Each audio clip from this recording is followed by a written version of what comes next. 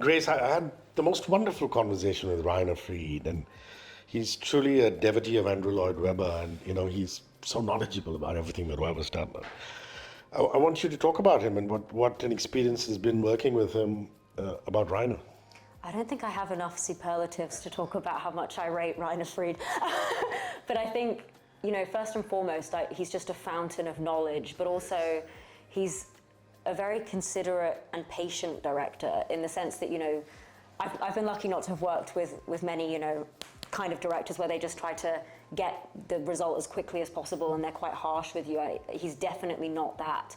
He will let you find your own way with the story. I remember at the beginning of the rehearsal process, he gave me a 2-hour Christine chat where he basically just talked through each scene and how the character finds her way. And he was like, I encourage you to find, your own Christine, but this is kind of the gist. And then throughout the whole process, I was obviously a new Christine working with 2 actors who had done the show several times before.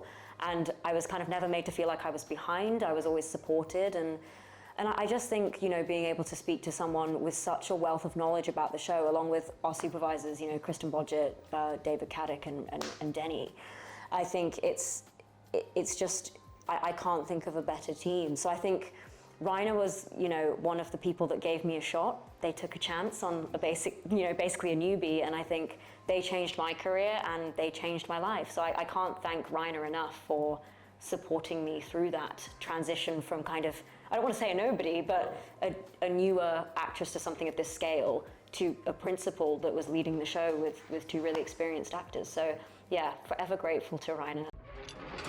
94.3 Radio 1.